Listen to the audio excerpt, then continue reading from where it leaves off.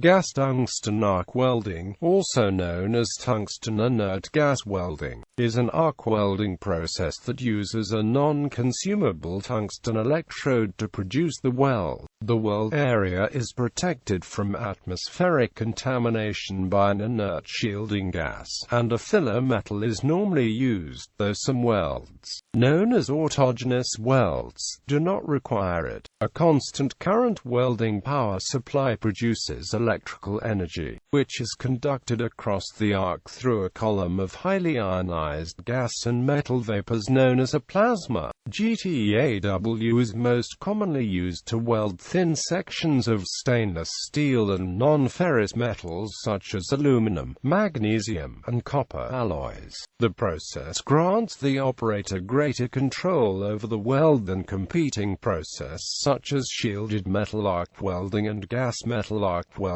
allowing for stronger, higher quality welds. However, GTAW is comparatively more complex and difficult to master, and furthermore, it is significantly slower than most other welding techniques. A related process, plasma arc welding, uses a slightly different welding torch to create a more focused welding arc and as a result is often automated. Development. After the discovery of the short-pulsed electric arc in 1800 by Humphrey Davy and of the continuous electric arc in 1802 by Vasily Petrov, arc welding developed slowly. C.L. Coffin had the idea of welding in an inert gas atmosphere in 1890, but even in the early 20th century, welding non-ferrous materials such as aluminum and magnesium remained difficult because these metals react rapidly with the air and result in porous, dross-filled welds. Processes using flux-covered electrodes did not satisfactorily protect the weld area from contamination. To solve the problem, bottled inert gases were used in the beginning of the 1930s. A few years later, a direct current gas-shielded welding process emerged in the aircraft industry for welding magnesium. Russell Meredith of Northrop Aircraft perfected the process in 1941. Meredith named the process Helium because it used a tungsten electrode arc and helium as a shielding gas, but it is often referred to as tungsten inert gas welding. The American Welding Society's official term is gas tungsten arc welding. Linde Products developed a wide range of air-cooled and water-cooled torches, gas lenses to improve shielding, and other accessories that increased the use of the process. Initially, the electrode overheated quickly and, despite tungsten's high melting temperature, particles of tungsten were transferred to the weld. To address this problem, the polarity of the electrode was changed from positive to negative, but the change made it unsuitable for welding many non-ferrous materials. Finally, the development of alternating current units made it possible to stabilize the arc and produce high-quality aluminum and magnesium welds. Developments continued during the following decades. Linde developed water-cooled torches that helped prevent overheating when welding with high currents. During the 1950s, as the process continued to gain popularity, some users turned to carbon dioxide as an alternative to the more expensive welding atmospheres consisting of argon and helium. But this proved unacceptable for welding aluminum and magnesium because it reduced weld quality, so it is rarely used with GTAW today. The use of any shielding gas containing an oxygen compound, such as carbon dioxide, quickly contaminates the tungsten electrode, making it unsuitable for the TIG process.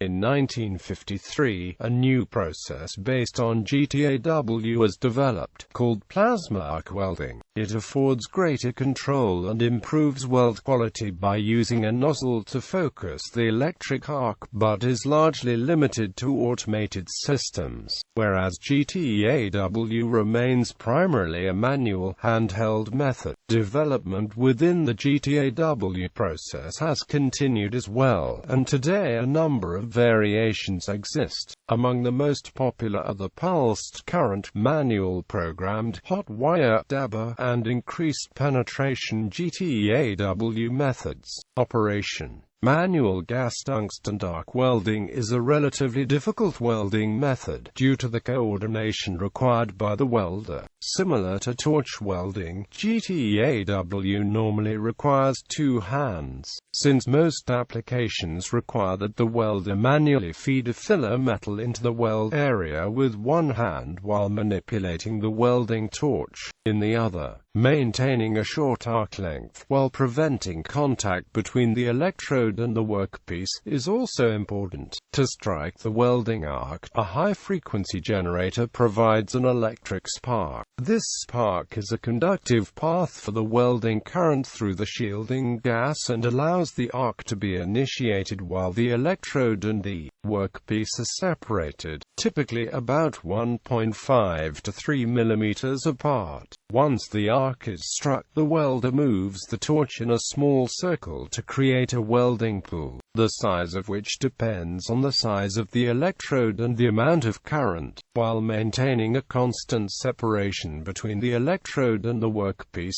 The operator then moves the torch back slightly and tilts it backward about 10 to 15 degrees from vertical. Filler metal is added manually to the front end of the weld pool as it is needed. Welders often develop a technique of rapidly alternating between moving the torch forward and adding filler metal. The filler rod is withdrawn from the weld pool each time the electrode advances, but it is always kept inside the gas shield to prevent oxidation of its surface and contamination of the weld. Filler rods composed of metals with a low melting temperature, such as aluminum, require that the operator maintain some distance from the arc while staying inside the gas shield. If held too close to the arc, the filler rod can melt before it makes contact with the weld paddle. As the weld nears completion, the arc current is often gradually reduced to allow the weld crater to solidify and prevent the formation of crater cracks at the end of the weld. Safety. Welders wear protective clothing, including light and thin leather gloves and protective long-sleeve shirts with high collars, to avoid exposure to strong ultraviolet light. Due to the absence of smoke in GTAW, the electric arc light is not covered by fumes and particulate matter as in stick welding or shielded metal arc welding, and thus is a great deal brighter, subjecting operators to strong ultraviolet light. The welding arc has a different range and strength of UV light wavelengths from sunlight, but the welder is very close to the source and the light intensity is very strong. Potential arc light damage includes accidental flashes to the eye or arc iron skin damage similar to strong sunburn. Operators wear opaque helmets with dark eye lenses and full head and neck coverage to prevent this exposure to UV light. Modern helmets often feature a liquid crystal-type faceplate that self-darkens upon exposure to the bright light of the struck arc. Transparent welding curtains, made of a polyvinyl chloride plastic film, are often used to shield nearby workers and bystanders from exposure to the UV light from the electric arc. Welders are also often exposed to dangerous gases and particulate matter. While the process doesn't produce smoke, the brightness of the arc in GTAW can break down surrounding air to form ozone and nitric oxides. The ozone and nitric oxides react with lung tissue and moisture to create nitric acid and ozone burn. Ozone and nitric oxide levels are moderate, but exposure duration, repeated exposure, and the quality and quantity of fume extraction and air change in the room must be monitored. Welders who do not work safely can contract emphysema and edema of the lungs,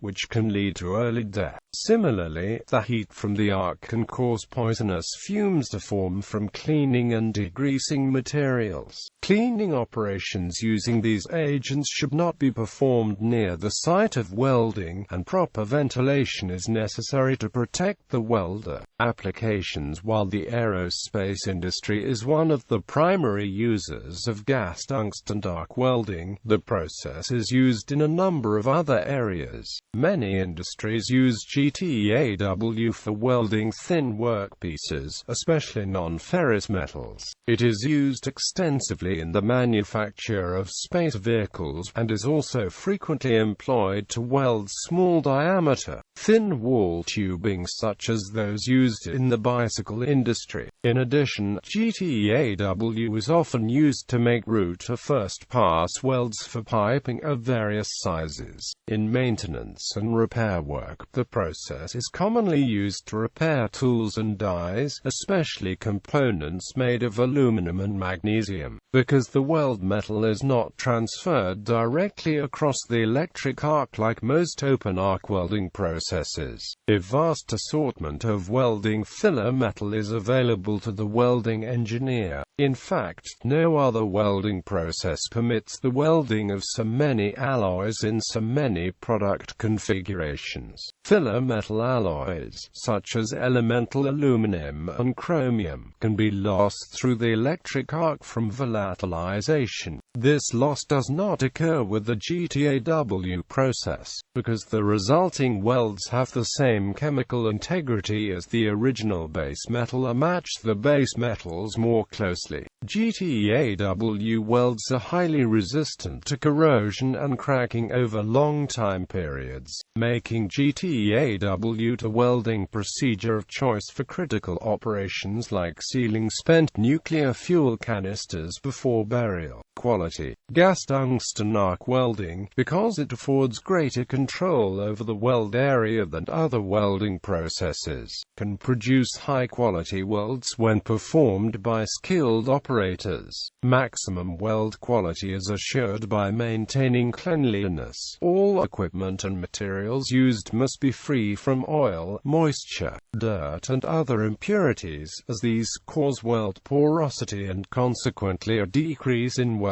strength and quality. To remove oil and grease, alcohol or similar commercial solvents may be used, while a stainless steel wire brush, a chemical process, can remove oxides from the surfaces of metals like aluminum. Rust on steels can be removed by first grit blasting the surface and then using a wire brush to remove any embedded grit. These steps are especially important when negative polarity direct current is used, because such a power supply provides no cleaning during the welding process, unlike positive polarity direct current or alternating current. To maintain a clean weld pool during welding, the shielding gas flow should be sufficient and consistent so that the gas covers the weld and blocks impurities in the atmosphere. JTAW in windy or drafty environments increases the amount of shielding gas necessary to protect the weld, increasing the cost and making the process unpopular outdoors. The level of heat input also affects weld quality. Low heat input, caused by low welding current or high welding speed, can limit penetration and cause the weld bead to lift away from the surface being welded. If there is too much heat input, however, the weld bead grows in width while the likelihood of excessive penetration and spatter increase. Additionally, if the welding torch is too far from the workpiece, the shielding gas becomes ineffective, causing porosity within the weld. This results in a weld with pinholes, which is weaker than a typical weld. If the amount of current used exceeds the capability of the electrode, tungsten inclusions in the weld may result, known as tungsten spitting. This can be identified with radiography and can be prevented by changing the type of electrode or increasing the electrode diameter. In addition, if the electrode is not well protected by the gas shield or the the operator accidentally allows it to contact the molten metal, it can become dirty or contaminated. This often causes the welding arc to become unstable, requiring that the electrode be ground with a diamond abrasive to remove the impurity. Equipment. The equipment required for the gas tungsten arc welding operation includes a welding torch utilizing a non-consumable tungsten electrode, a constant current welding power supply, and a shielding gas source. Welding torch. JTAW welding torches are designed for either automatic or manual operation and are equipped with cooling systems using air or water. The automatic and manual torches are similar in construction, but the manual torch has a handle while the automatic torch normally comes with a mounting rack. The angle between the centerline of the handle and the centerline of the tungsten electrode, known as the head angle, can be varied on some manual torches according to the preference of the operator. Air cooling systems are most often used for low current operations, while water cooling is required for high current welding. The torches are connected with cables to the power supply and with hoses to the shielding gas source, and where used, the water supply. The internal metal parts of a torch are made of hard alloys of copper or brass so it can transmit current and heat effectively. The tungsten electrode must be held firmly in the center of the torch with an appropriately sized collet, and ports around the electrode provide a constant flow of shielding gas.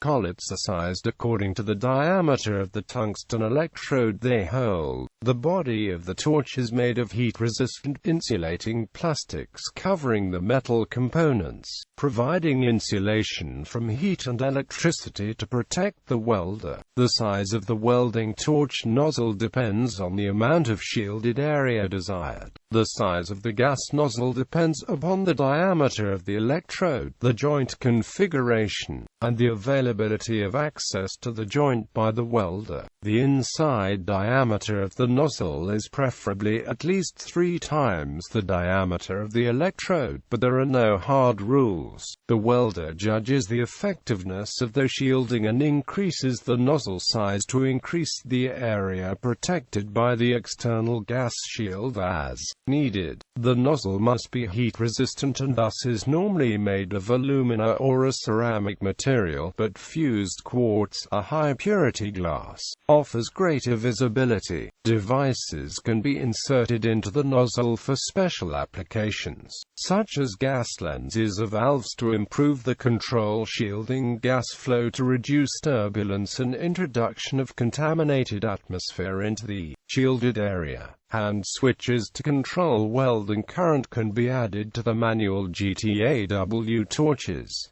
Power supply. Gas tungsten arc welding uses a constant current power source, meaning that the current remains relatively constant, even if the arc distance and voltage change. This is important because most applications of JTAW are manual or semi-automatic, requiring that an operator hold the torch. Maintaining a suitably steady arc distance is difficult if a constant voltage power source is used instead, since it can cause dramatic heat variations and make welding more difficult. The preferred polarity of the JTAW system depends largely on the type of metal being welded. Direct current with a negatively charged electrode is often employed when welding steels, nickel, titanium, and other metals. It can also be used in automatic JTAW of aluminum or magnesium when helium is used as a shielding gas.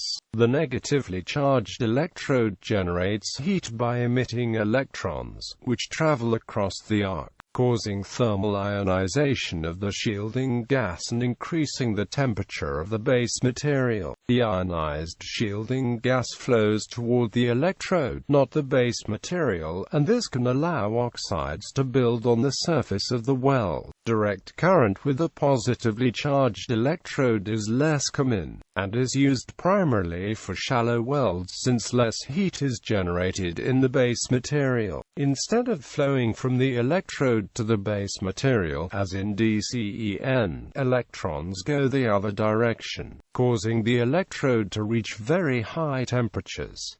To help it maintain its shape and prevent softening, a larger electrode is often used. As the electrons flow toward the electrode, ionized shielding gas flows back toward the base material, cleaning the weld by removing oxides and other impurities and thereby improving its quality and appearance. Alternating current, commonly used when welding aluminum and magnesium manually or semi-automatically, combines the two direct currents by making the electrode and base material alternate between positive and negative charge. This causes the electron flow to switch directions constantly, preventing the tungsten electrode from overheating while maintaining the heat in the base material. Surface oxides are still removed during the electrode positive portion of the cycle, and the base metal is heated more deeply during the electrode negative portion of the cycle. Some power supplies enable operators to use an unbalanced alternating current wave by modifying the exact percentage of time that the current spends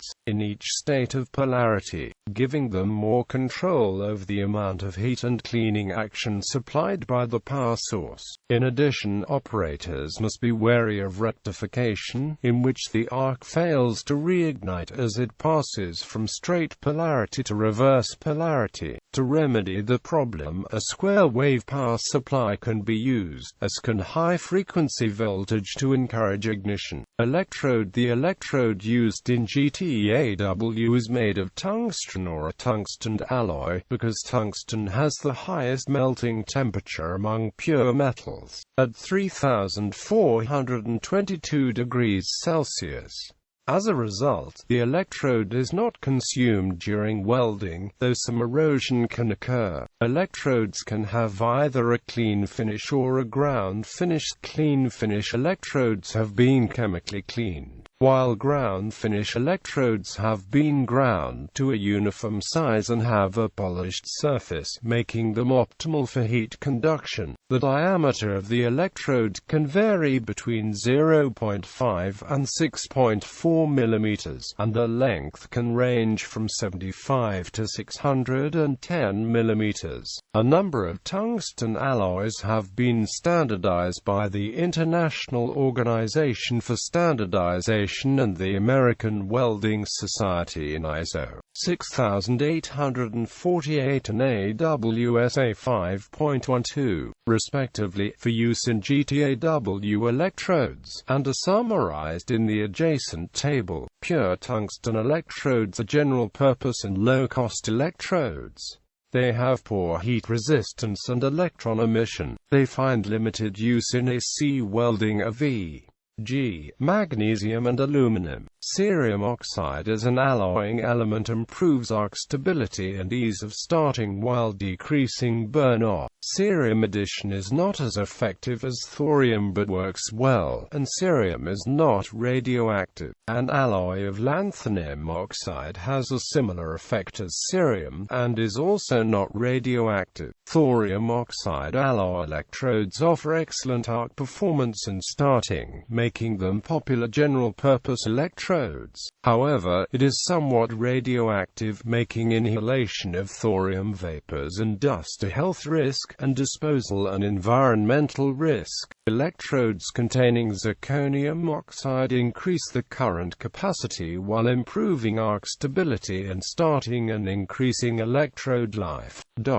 Filler metals are also used in nearly all applications of JTAW, the major exception being the welding of thin materials. Filler metals are available with different diameters and are made of a variety of materials. In most cases, the filler metal in the form of a rod is added to the weld pool manually, but some applications call for an automatically fed filler metal, which often is stored on spools or coils. Chilled shielding gas as with other welding processes such as gas-metal arc welding. Shielding gases are necessary in GTAW to protect the welding area from atmospheric gases such as nitrogen and oxygen, which can cause fusion defects, porosity, and weld metal embrittlement if they come in contact with the electrode, the arc, or the welding metal. The gas also transfers heat from the tungsten electrode to the metal, and it helps start and maintain a stable arc.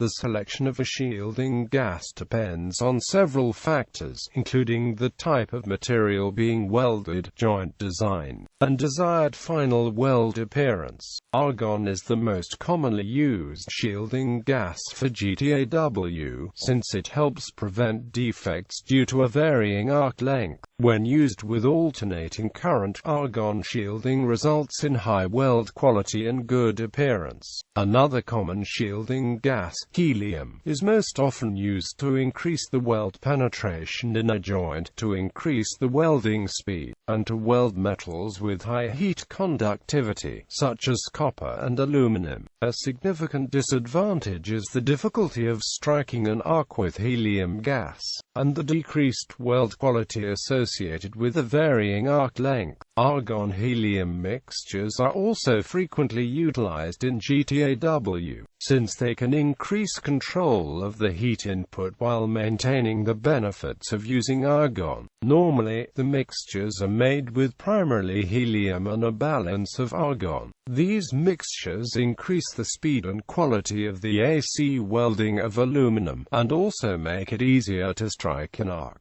Another shielding gas mixture, argon-hydrogen, is used in the mechanized welding of light-gauge stainless steel, but because hydrogen can cause porosity, its uses are limited. Similarly, nitrogen can sometimes be added to argon to help stabilize the austenite in austenitic stainless steels and increase penetration when welding. Copper, due to porosity problems in ferritic steels and limited benefits, however, it is not a popular shielding gas additive.